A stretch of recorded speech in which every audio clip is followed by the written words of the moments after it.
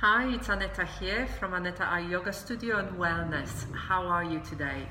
Today is Friday, 2nd of February 2018, and I'm just popping in with a little bit of wisdom from my mat. It's very interesting what I experienced today on my mat. I often go to my class on Fridays at 6:30 in the morning.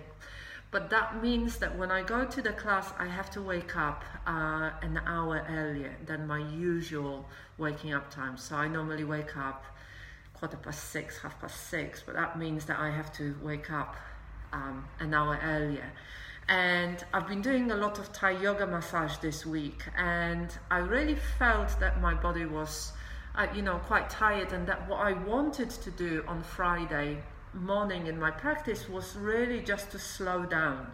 Yesterday was a very busy day, and I just wanted to really do some yin and restorative stuff. I didn't want to move too much. I wanted to, because Thai yoga massage is quite physical for me. I move around quite a bit. And so I wanted to just slow down. And the interesting thing is that when I got on my mat this morning, I was listening to the recording of the loving kindness meditation by Kirsten Neff. I don't know if you know Kirsten Neff. She does a lot of work around loving kindness, and I absolutely love her stuff. And it was a recorded meditation, loving kindness for self. And one of the phrases that she asked us to use was, "May I accept myself as I am." And I've heard this meditation many times before, but for some strange reason it really touched me today. I really felt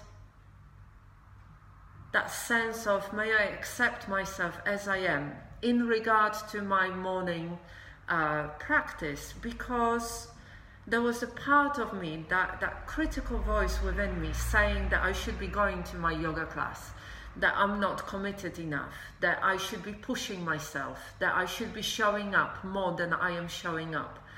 And so the interesting paradox within it was that I was taking care of myself, I was showing up, and I was being kind to myself, but that critical voice within me was saying something opposite.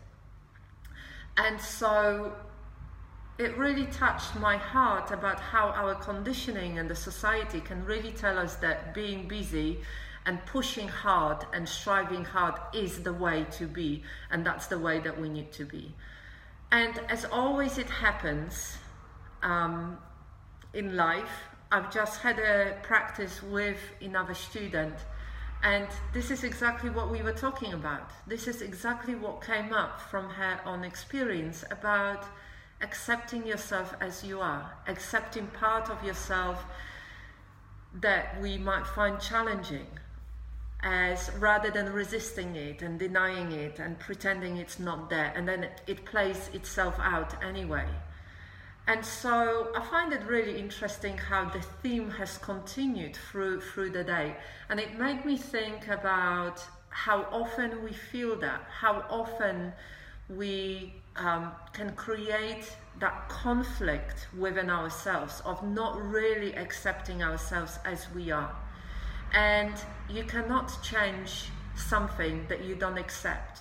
You need to accept it and acknowledge it for what it is, and then it can change.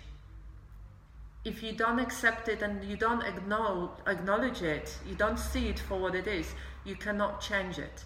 Very basic rule of creating change in life. And if you do it with loving kindness, then you stop that violence within yourself, the violence against yourself.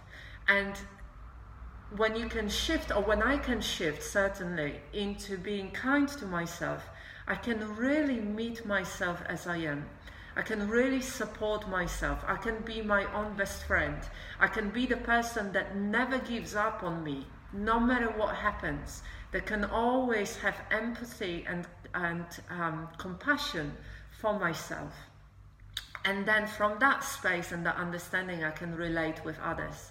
And it really aligns very nicely with the way that I practice my yoga, the way that I teach yoga, the way that I teach mindfulness and loving kindness, of just really accepting yourself, meeting yourself where you are at, being kind to yourself, and from that space, making changes and decisions that you want to make or that need to be made. And so I wish you a really wonderful day. I'd love to hear how you're doing with your practice. It is the beginning of the month, so beginning of February might be good to reflect on your January and your practice in January and what you'd like to create within the February month. And for me, February is always about gratitude. There's lots of really wonderful things that happened in February. And so I will be posting a little bit more during the month around it. And I hope you're having a really wonderful day. Namaste.